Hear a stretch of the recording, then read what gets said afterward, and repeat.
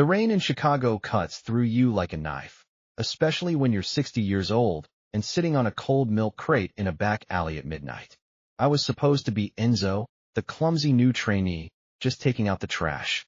But I wasn't moving. I was frozen, listening to the sound coming from behind the rusted metal door. At first, I thought it was a wounded animal. Then I heard the words that would haunt me forever. Please, God. I know I'm nobody, but please don't let her go into a coma. I worked the double shift. I earned the money. Vince took it. He took it all. Just give me one more day to find $50 for her insulin. Please. She's only 10. The voice belonged to Matteo, our 19-year-old delivery driver. The boy who had smiled at me all week despite being worked to the bone. The boy who had just been robbed by my own manager. I froze. The cold rain was nothing compared to the chill in my veins. My manager wasn't just a bully, he was a thief. And he had just declared war on the wrong man. Because Enzo wasn't real. I am Marco Rossi. And I own this entire chain. 3 days earlier, I had been sitting in a leather chair worth more than most people's cars, staring at a spreadsheet that made no sense. My chief operating officer, Janet Chun, stood across from my mahogany desk in our downtown Manhattan headquarters, her expression tight. She was a woman who didn't scare easily, but today, her hands trembled slightly as she slid the report toward me. Marco, you need to see this. I picked up the document. Papa Rossi's Pizza, store number 447, Chicago South Side. The numbers leaped off the page like accusations. Profit margin, 23%, company average, 11%. Customer satisfaction, 4.8/5.0. Delivery speed, fastest in the region. Employee retention, 12%, company average, 87%.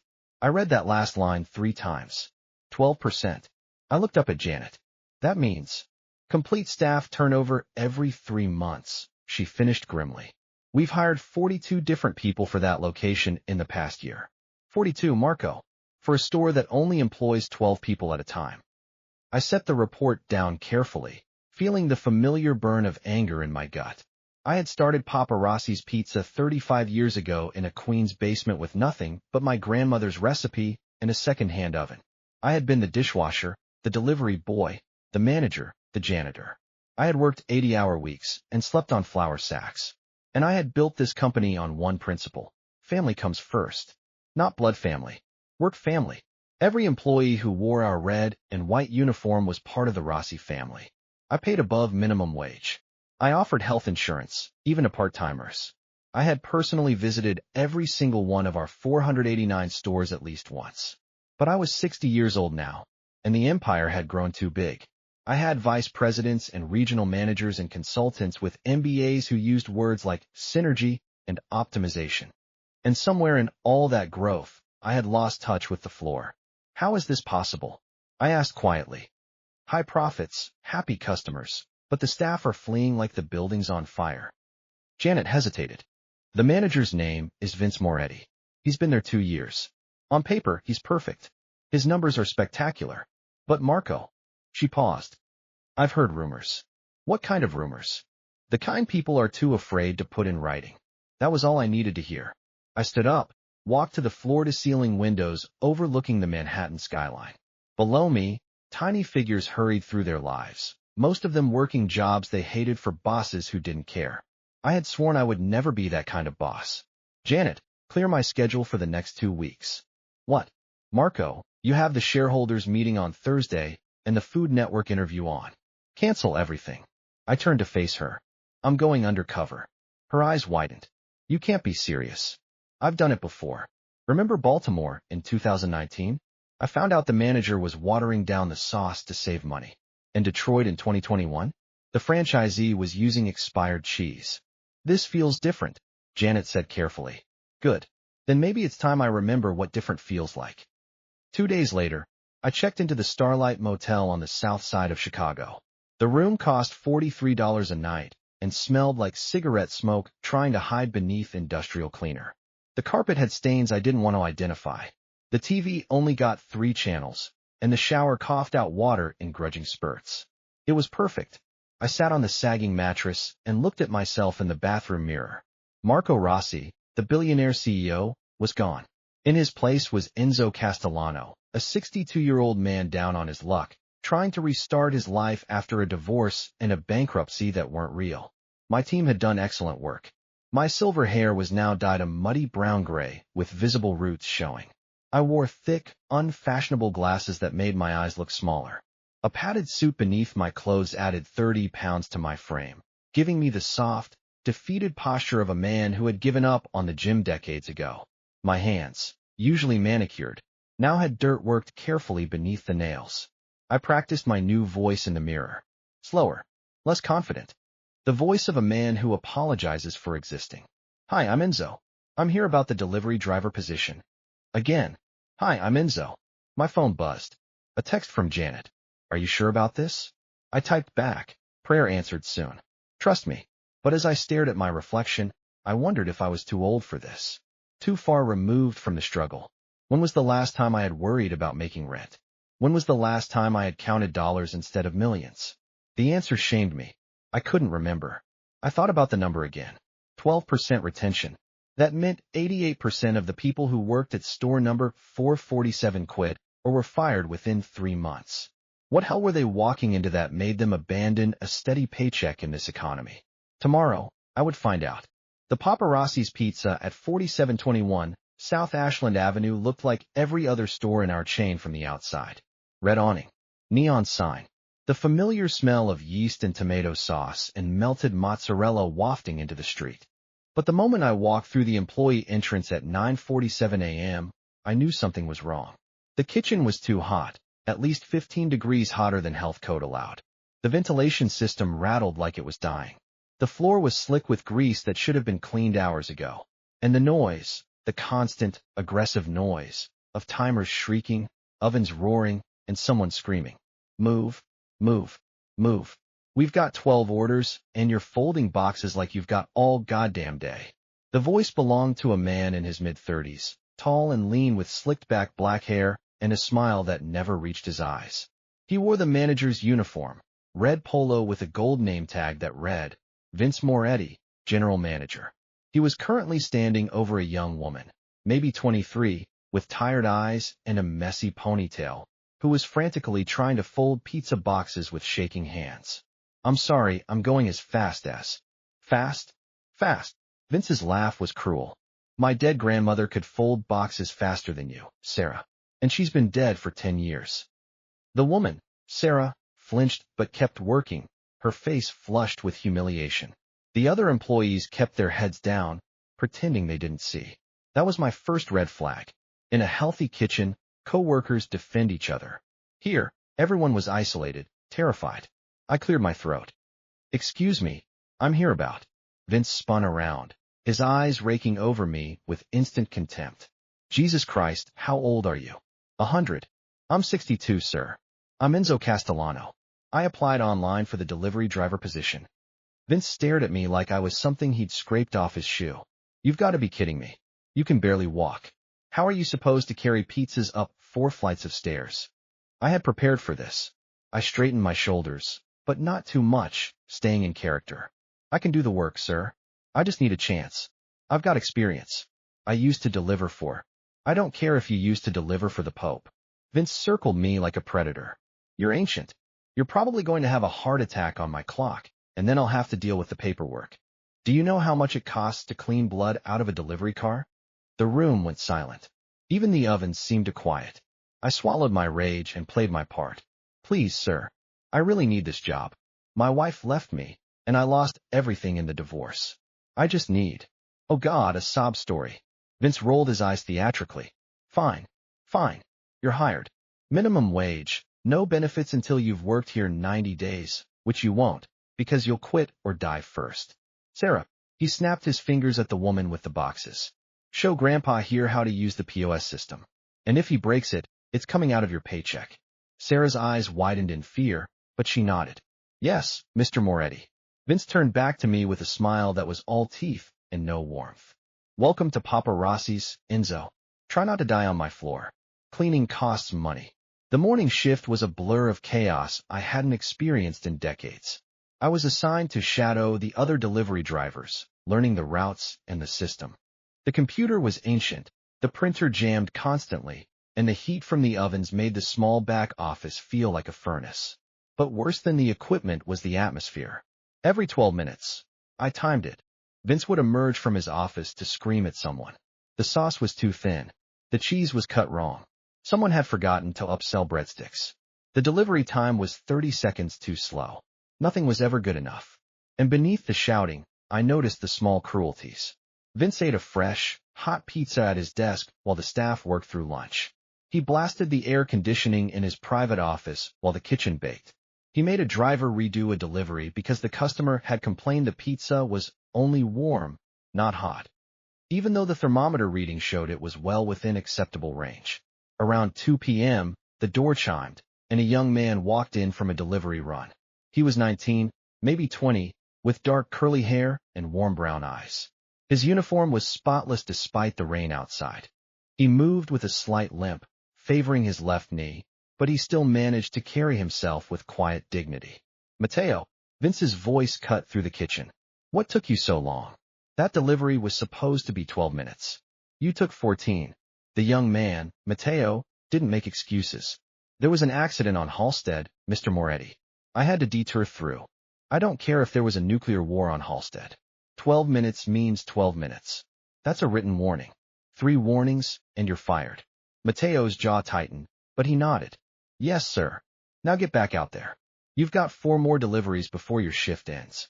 As Mateo turned to grab the next order, he noticed me struggling with the POS system, trying to enter a phone number.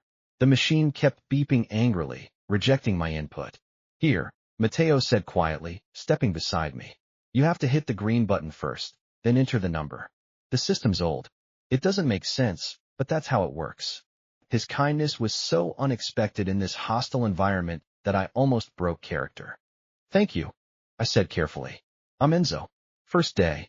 Mateo Santos. He offered his hand, and I shook it. His grip was firm despite the exhaustion I could see in his eyes. Don't worry, you'll get the hang of it. Just keep your head down around Mr. Moretti. He's easier to deal with if he doesn't notice you. Mateo, Vince's voice cracked like a whip. Are you being paid to chat, or are you being paid to deliver pizzas? Sorry, sir. Mateo grabbed the next delivery bag and headed for the door, moving fast despite his limp. I watched him go, and something in my chest tightened. That boy reminded me of myself at 19. Working double shifts, pushing through pain, never complaining. But I had been working toward something. I had been building a dream. What was Mateo working toward? And why did he look so haunted? At 4:30 p.m., Vince assigned me to ride along with Mateo for the evening rush. Maybe the kid can teach you not to be completely useless, he sneered. Mateo's delivery vehicle was a 10-year-old Honda Civic with a dented bumper and a Papa Rossi's Pizza magnetic sign stuck to the side. The interior smelled like oregano and air freshener that couldn't quite mask the scent of something burning. As Mateo started the engine, I noticed him wince. Your knee? I asked. He glanced at me, surprised. It's nothing. Old injury. From what? He hesitated, then shrugged. I used to play soccer. Tore my ACL in senior year. Killed my scholarship chances. He said it matter-of-factly, like he was reciting someone else's tragedy. We drove in silence for a few minutes, navigating through the early evening traffic. Mateo drove carefully, always signaling, never speeding. A professional. So, Enzo, he said finally, what brought you to Papa Rossi's? I delivered the cover story I had prepared. The divorce. The bankruptcy. The need to start over. Mateo nodded sympathetically. I get it. Sometimes life just knocks you down, you know. What about you? I asked carefully. You seem like a smart kid. What are you doing delivering pizzas? His hands tightened on the steering wheel. Saving money. I want to go to trade school. Become a mechanic. I'm good with my hands, good with engines. But tuition is expensive, and I've got. He trailed off. Got what? Responsibilities. He didn't elaborate, and I didn't push. But I filed the information away. Our first delivery was to an apartment building in a rough neighborhood. Mateo parked, grabbed the pizza bag, and started toward the entrance. I followed, struggling to keep up with his pace despite his limp. 4 flights of stairs. No elevator. By the time we reached the door, I was genuinely winded, the padding in my suit and my age making the climb brutal. Mateo knocked. A man in his 40s answered, took the pizza, and examined it critically. This isn't hot enough, the man complained. Mateo's smile never wavered. I'm very sorry, sir. We left the store only 9 minutes ago, and I drove as fast as safely possible. Would you like me to? Whatever. I'm not tipping you for lukewarm pizza. The man shoved a $20 bill into Mateo's hand, exact change, and slammed the door. Mateo stood there for a moment, still smiling at the closed door. Then, when he was sure the customer was gone, his shoulders sagged. That pizza was 187 degrees when I put it in the bag, he said quietly. It's impossible for it to cool down that much in 9 minutes. He just didn't want a tip. Does that happen often? More than you'd think. He started back down the stairs. But it's okay. Most people are kind. You just remember the kind ones and forget the rest. But I could tell he didn't forget. Each stiff tip, each complaint, each moment of disrespect, they all accumulated in those tired eyes. We did 6 more deliveries over the next 2 hours. Mateo was efficient, polite, and utterly professional. He knew the neighborhoods, knew which buildings had broken intercoms, knew which customers preferred their pizza left at the door. And he never, ever complained. Around 7 p.m., as we sat at a red light, his phone buzzed. He glanced at it, and his face went pale. Everything okay? I asked. He forced a smile. Yeah, just family stuff. But his hands were shaking as he put the phone away. At 9:45 p.m., the store finally slowed down enough for the evening checkout process. This was when all the delivery drivers returned, counted their cash, and reconciled their orders with the computer system.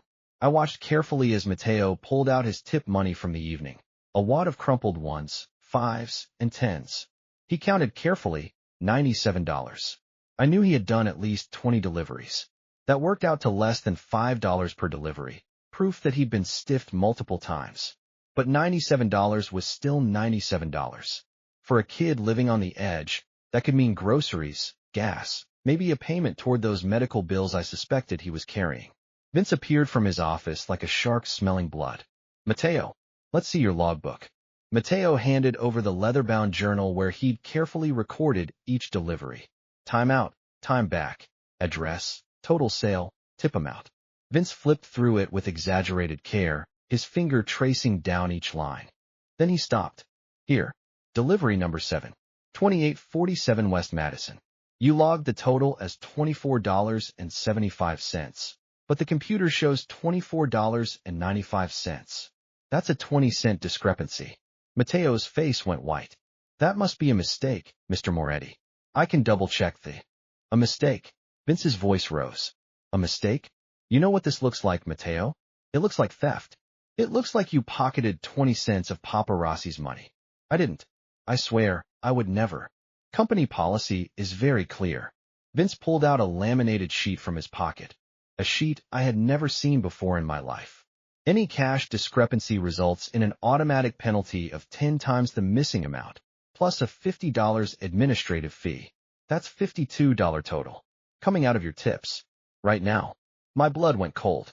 That policy didn't exist. I knew every line of our employee handbook. This was fabricated. This was theft. Mateo's voice cracked. Mr. Moretti, please. I need this money. My sister, Your sister isn't my problem. Vince held out his hand. $52. Now. Or you can leave your uniform on my desk and never come back. The room was silent except for the hum of the refrigerators. Mateo's hands shook as he counted out the money. 2 20s. A 10. 2 1s. He placed them in Vince's palm like he was handing over pieces of his soul. Vince pocketed the cash with a smile. See? That wasn't so hard. Now go home. You're off the clock. Mateo stumbled toward the employee exit, his eyes wet. I wanted to stop him. I wanted to reveal myself right there, to grab Vince by his collar and throw him through the plate glass window. But I couldn't. Not yet. Because if Vince was willing to steal $52 from one driver over a fake policy, what else was he stealing? How deep did this corruption go? I needed evidence. I needed to see the full scope. So I swallowed my rage, played the confused old man, and went to clock out. The next day was Thursday. The weather forecast called for severe thunderstorms, with lightning and flash flood warnings. At our corporate headquarters, we had a clear policy. If lightning is visible or thunder is heard, all delivery operations cease until the storm passes. Safety over profit. Always. But when I arrived for my shift at 3 p.m., Vince called a team meeting in the kitchen. Listen up. he shouted over the sound of rain beginning to pound the roof. I know corporate has some pussy policy about stopping deliveries during storms, but we're not doing that here. We've got orders, and orders mean money. You will deliver through the rain, the lightning, the locusts, whatever. And if you refuse, you can consider yourself unemployed. Sarah, the shift leader, spoke up hesitantly. Mr. Moretti, the policy says. I don't care what the policy says. Vince's face flushed red. I'm the manager here, and what I say goes. Now who's up for the next delivery? No one volunteered. Fine. Vince scanned the room, and his eyes landed on Matteo. You're up. Matteo looked at the window, where rain was now coming down in sheets, and lightning flickered in the distance. Mr. Moretti, the scooter's brakes have been squeaking all week. In this rain, it's not safe to. Did I ask for your opinion on safety? Vince stepped close to Matteo, invading his space. You either take this delivery, or you take your final paycheck. Your choice. I stepped forward, dropping my character for just a moment. That's a violation of company policy. You can't force someone to. Shut up, old man, before I fire you too. Matteo put a hand on my arm. It's okay, Enzo. His voice was quiet, defeated. I'll go. He grabbed the delivery bag, a triple order, 3 separate addresses, and headed for the motor scooter parked outside. I watched through the window as he put on a helmet that was cracked on one side, mounted the scooter, and drove off into the storm. My hands clenched into fists. 42 minutes later, Matteo returned. He was soaked to the bone, shivering, and limping worse than before. His left pant leg was torn, and I could see blood seeping through the denim. Deliveries completed, Mr. Moretti, he said through chattering teeth. Vince looked up from his phone. What the hell happened to you? The brakes failed at a stop sign on Archer Avenue. I skidded on the wet pavement and went down. But the pizzas are fine. I protected them. He held up the delivery bag like a trophy. The pizzas inside were somehow still intact. Vince wasn't impressed. Let me see the scooter. We all followed him outside. The company scooter had a new dent in the front panel and a cracked headlight. Vince's face turned purple. You totaled my scooter. It wasn't totaled, sir. It's just, do you know how much it costs to fix this? Vince jabbed a finger at the damage. $300, minimum. That's coming out of your paycheck, Matteo. You owe me $300 by Friday, or you're fired. Matteo swayed on his feet. But I didn't. The brakes were already bad. I don't care. You were driving. You're responsible. Now get inside and clock out. You're bleeding on my property. Sarah, the shift leader, finally found her voice. Mr. Moretti, he's injured. We should call. Call who? An ambulance? Do you know how much that costs? He can walk, can't he? Vince turned back to Matteo. Go to urgent care on your own time. You're off the clock. Matteo nodded mechanically and limped back inside. I followed him to the employee bathroom, where he sat on the closed toilet lid and tried to clean his wound with paper towels and water. You should go to a hospital, I said quietly. Can't afford it. He didn't look up. I don't have health insurance. The 90-day waiting period, remember? Matteo, I'm fine. But his voice broke on the last word. I'm fine. I need to figure out where I'm going to find $300 in 2 days. He pulled out his phone, and I saw the screen. 14 missed calls from a contact labeled Abuela. I have to go, he said, standing up too quickly and wincing. My grandmother needs me. I watched him leave, and every instinct screamed at me to stop him, to tell him who I really was, to fix this nightmare immediately. But I needed one more piece. I needed to understand the full depth of Vince's cruelty. I needed to hear what I would hear the next night. Friday, 11:47 p.m. The store was finally closed. The ovens were cooling, the lights were dimmed, and most of the staff had already fled into the night. I was in the back alley, taking out the last bag of trash, when I heard it. The sound of breaking. I moved carefully toward the service door, where a thin sliver of light spilled into the alley. And there, sitting on an overturned bucket with his head in his hands, was Matteo. His phone was on the ground, screen cracked, displaying a text message. Pharmacy closing in 30 minutes. Need payment for insulin. Please confirm.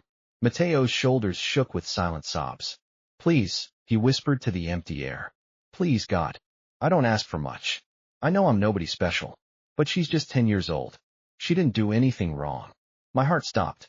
10 years old. Insulin. I worked the double shift. Matteo continued, his voice raw. I did everything right. I earned $140 in tips this week. But Vince took it. He took 52 on Wednesday. He took 40 today for a box I didn't even drop. He took everything. He pulled out his wallet, counted the bills with shaking hands. $7. I need $50 for her insulin, he said to the sky, the storm, God, whoever was listening. Just 50. I'll work triple shifts next week. I'll sell my phone. I'll do anything. Just please don't let Sophia go into diabetic shock tonight. Please help me find $50. He buried his face in his hands and wept.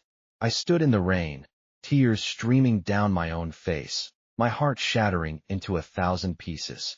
This boy, this kind, hard-working, dignified boy, was begging the universe for the right to keep his 10-year-old sister alive.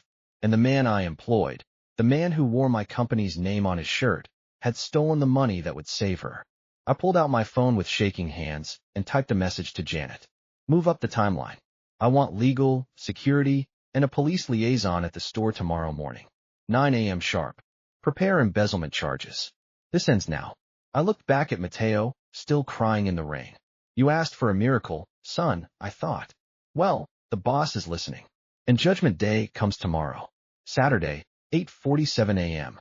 I arrived at the store 13 minutes before Vince, wearing my Enzo disguise for the last time. My hands were steady now, my purpose clear. At 8:52, 3 black SUVs pulled up in the parking lot. Janet emerged from the first vehicle, followed by our chief legal counsel, Marcus Webb. From the second vehicle came 2 corporate auditors and our head of security.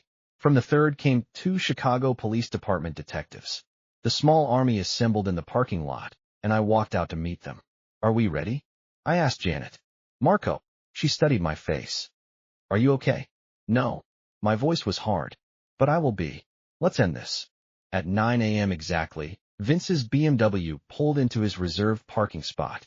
He stepped out, coffee in hand, already reaching for his phone to start the day's tyranny. He froze when he saw the vehicles. What the hell is this? He called out. Who are you people? I stepped forward, still in my padded suit, still wearing the glasses. Vince's eyes landed on me, and he laughed. Enzo, what are you doing with these people? Did you call corporate to complain about me? His laugh was cruel. Good luck with that, old man. I've got the best numbers in the region. They're not going to. I reached up and removed the glasses. Then I peeled off the fake mustache. I pulled the padding out of my shirt, and I stood up straight, letting 35 years of authority settle onto my shoulders like a cloak. Vince's coffee cup slipped from his fingers and shattered on the pavement. Hello, Vince, I said in my real voice, the voice that had been featured in Forbes, in Bloomberg, in front of Congress. My name is Marco Rossi, and I own this company. The color drained from Vince's face. You've been very busy, I continued, walking toward him. Stealing tips, fabricating policies, endangering employees. But your biggest mistake was stealing from that boy. I don't know what you're talking about. I haven't stolen anything. Let me be very specific. I pulled out my phone and displayed the photos I'd been taking all week. Wednesday night, you stole $52 from Mateo Santos using a fake company policy. Thursday night, you stole $40 from him as a fake, damaged property fine. You also forced him to drive a vehicle with faulty brakes in a thunderstorm, resulting in his injury. He crashed the scooter. That's on him. We pulled the maintenance records, Vince. That scooter has been marked for brake repair for 6 weeks. You ignored 3 service requests to save money that would have impacted your quarterly bonus. Marcus Webb stepped forward with a folder. We've also found evidence of systematic wage theft going back 18 months. You've been skimming driver tips using fabricated penalties and pocketing approximately $2,400 per month. You're also stealing food, Janet added coldly. We tracked the inventory. You've been taking home roughly $300 worth of ingredients every week. Vince's face went from white to red. You can't prove any of this. We already did. Marcus handed a document to the police detectives. We have sworn statements from 7 former employees. We have the cookbooks. We have video evidence from the security cameras you didn't know were there. I stepped close to Vince, close enough to see the sweat beading on his forehead. You made a boy pray for a miracle, I said quietly. You made a 19-year-old kid beg God for $50 to buy his sister's insulin. Insulin he had earned, that you stole. You looked into that boy's face, saw his desperation, and you took his money anyway. It was just business. It was evil. My voice cut like a blade. And it ends right now. I nodded to the detectives. Vincent Moretti, one of them said, pulling out handcuffs, "You're under arrest for embezzlement, wage theft, and reckless endangerment. You have the right to remain silent." As they read him his rights, Vince's legs buckled. Wait. Marco, Mr. Rossi, we can work this out. I made you money. I had the best numbers in the region. You had the best numbers because you were robbing the people who actually did the work. I turned away from him. I don't negotiate with thieves. They cuffed him and led him toward the police car. The other employees had started arriving for their shifts, gathering in the parking lot, watching in stunned silence. Sarah, the shift leader, had tears streaming down her face. "Is this real?" she whispered. "It's real," I told her. "And it should have happened months ago. I'm sorry I didn't know sooner." At 9:30 a.m., Matteo arrived for his shift. He looked worse than I'd ever seen him. His eyes were hollow, shadowed by sleepless nights. He moved like a man carrying the weight of the world. He stopped when he saw the crowd in the parking lot, the police cars, the SUVs. "What happened?" he asked Sarah. She was crying too hard to answer, so I stepped forward. Matteo's eyes widened when he saw me. Really saw me, without the disguise. "Enzo." "Not exactly." I pulled off the last of the makeup, the hair dye leaving streaks of silver showing through. "My name is Marco Rossi. I'm the founder and CEO of Papa Rossi's Pizza." Matteo staggered backward. I don't understand. I went undercover because this store had perfect numbers but terrible retention. I needed to know why. And what I found was a manager who was stealing from you. Stealing from all of you. Vince was arrested, Sarah managed to say through her tears. They took him away in handcuffs. Matteo looked at me, his face a mix of shock and confusion and something that might have been hope. "I heard you," I said quietly. "Last night. In the alley. I heard you praying."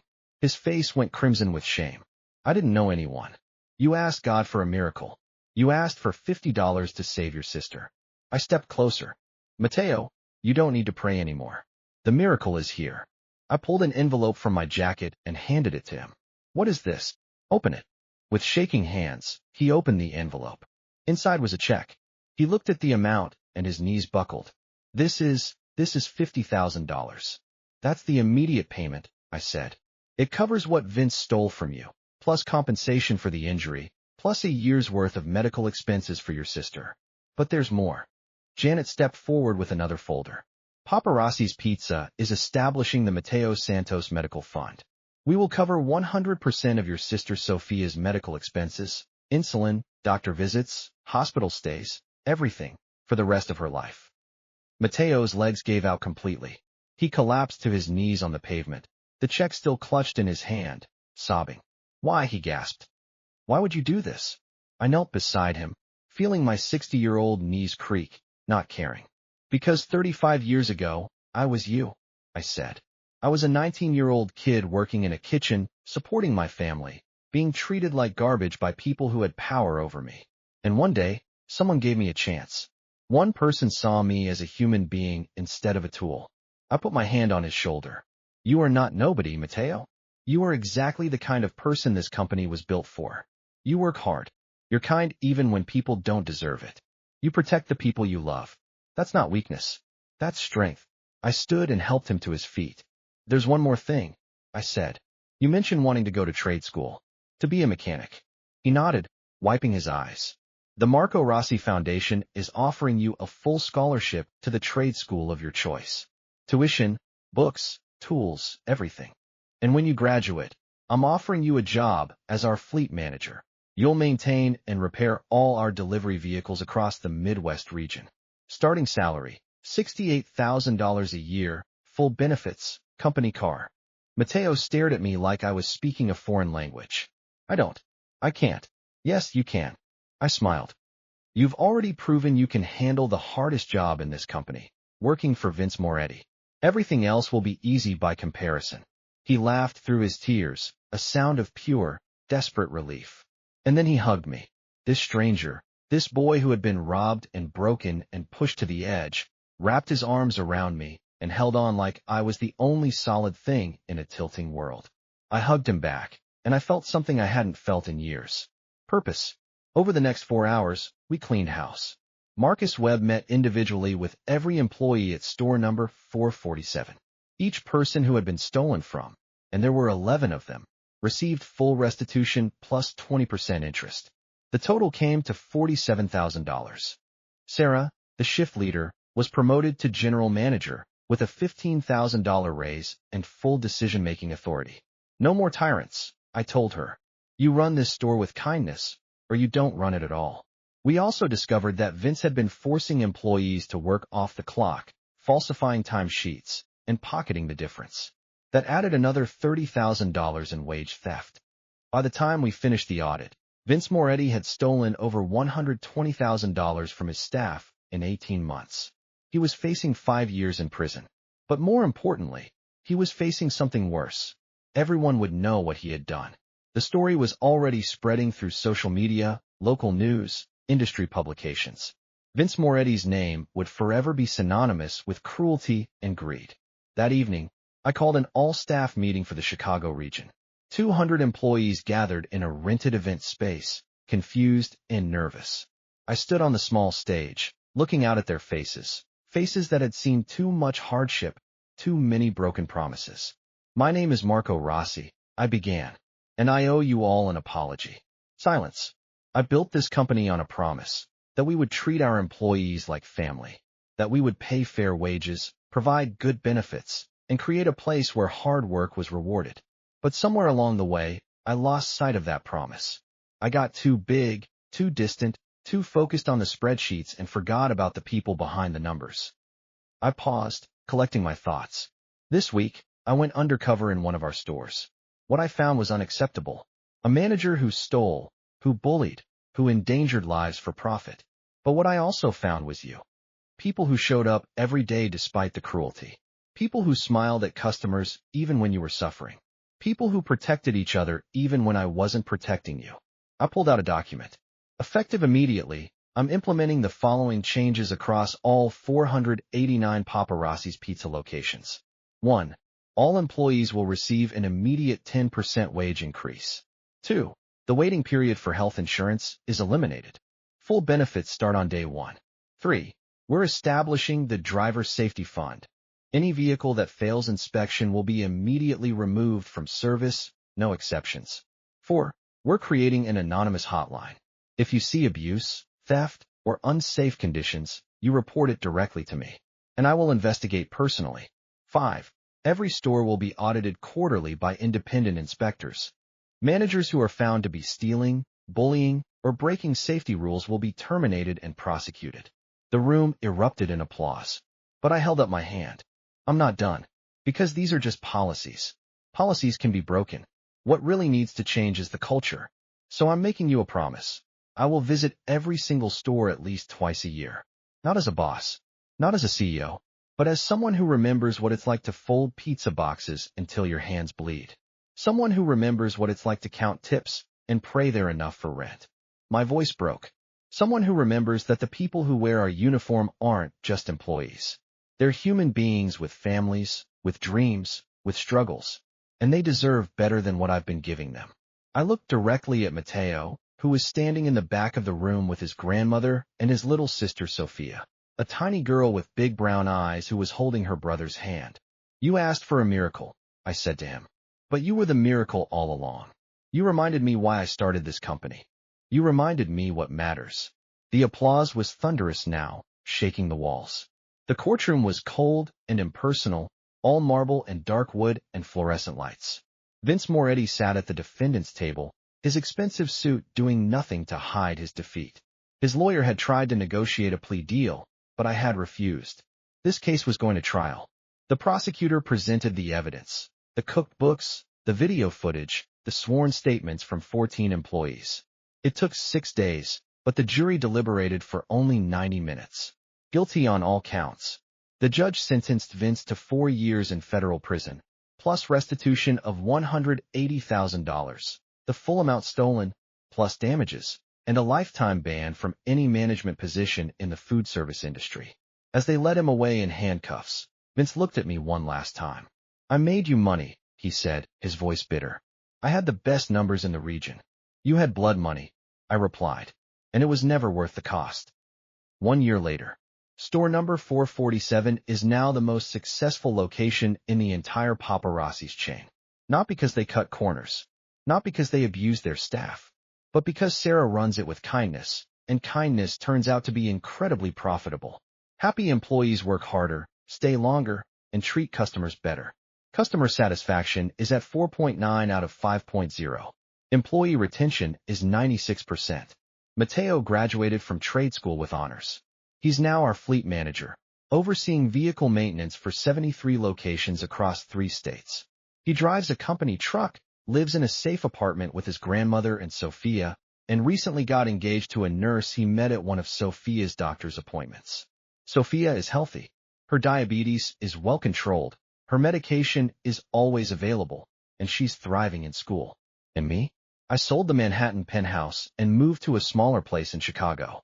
I still run the company, but now I spend 3 days a week visiting stores. Not as a CEO, but as Marco, the guy who used to fold boxes and mop floors.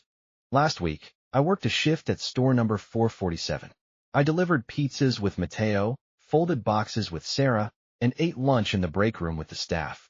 At the end of the shift, a new hire, a young woman named Alicia, approached me nervously. "Mr. Rossi, can I ask you something?" "Of course. Why do you still do this? You're a billionaire. You could be anywhere. Why are you here, folding boxes in Chicago?" I thought about Mateo's prayer in the rain. I thought about Vince's cruelty. I thought about the moment I remembered why I started this company. "Because someone has to remember," I said. "Someone has to remember that behind every employee number, there's a human being. A person with a family, with dreams, with struggles. And if I forget that, even for a second, then I become the thing I hate." I smiled at her. "Plus, I make a damn good pizza." She laughed, and the sound was bright and real. And in that moment, I knew the miracle wasn't what I did for Mateo. The miracle was what Mateo did for me. He reminded me that evil doesn't win because it's strong. It wins because good people get tired and stop fighting. But I'm not tired anymore. And I'll never stop fighting.